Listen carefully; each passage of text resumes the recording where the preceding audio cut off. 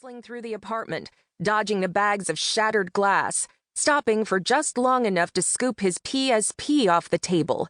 For fuck's sake. He nearly fell on his face as he hauled on his jeans, which would have been satisfying. But sadly, he managed to catch his balance. Before I had to turn on that sharp voice again, he ducked out the door. It closed behind him with a thump. His lady friend had already fled, taking her dress with her. I dragged in a breath, and my chest hitched. A sour, vinegary smell filled my nose. I looked down at the plastic shopping bags leaking kombucha and pickling juice onto the hardwood floor. I didn't even like that crap. It was Brian's favorite drink, Brian's favorite weird little snack. After getting the news about the layoff, I just wanted to do something to make someone else happy, because accomplishing that would make me feel better too. Why did I have such shitty luck with boyfriends? Maybe Brian had been a little rough around the edges, but I'd shown him I didn't mind that. I thought he was in it for the long haul. How many signs had there been that I'd missed? I rubbed my forehead and left the mess, flopping down on the linen couch instead. Deep breath in, deep breath out. Over and over, until my feet felt steadier where they were braced against the floor. The apartment was in my name. Brian had kept forgetting to set up a meeting with the landlord to get on the lease. He'd have to come back and get the stuff that belonged to him, but I could put it in boxes near the door so I hardly had to see him. Or give him a time to come and be somewhere else so I didn't have to see him at all. A year and a half.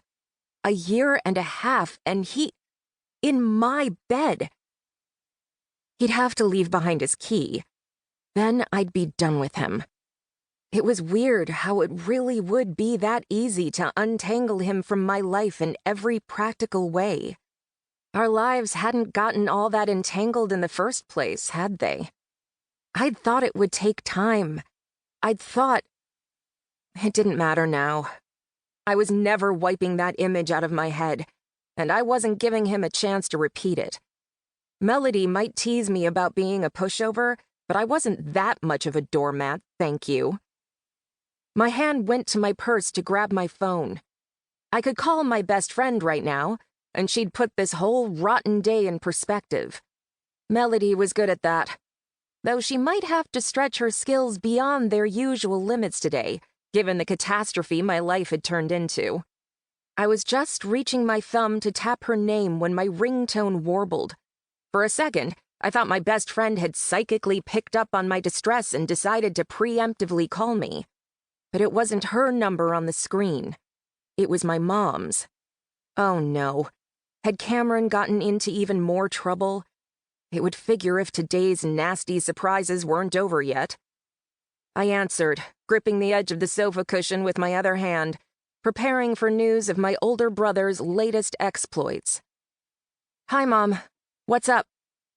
Mom's hesitant voice traveled over the line. Oh, well, not much with me, but is this a good time to talk, honey? I know you're probably at work. I bit my tongue against another rough laugh. That's not a problem. What is it? She wasn't talking with the obvious quaver I associated with Cameron problems. It could be he was still keeping his nose clean after all. It's all very unexpected, Mom said. You remember your grand-aunt, Aunt Alicia? Of course. Aunt Alicia had been my dad's aunt. When he'd gotten sick, and for a while after he'd passed on, she'd come by the house to check in on Mom, Cam, and me. She'd always brought the best picture books and let me sit on her knee while she brought the stories to life with her bright voice.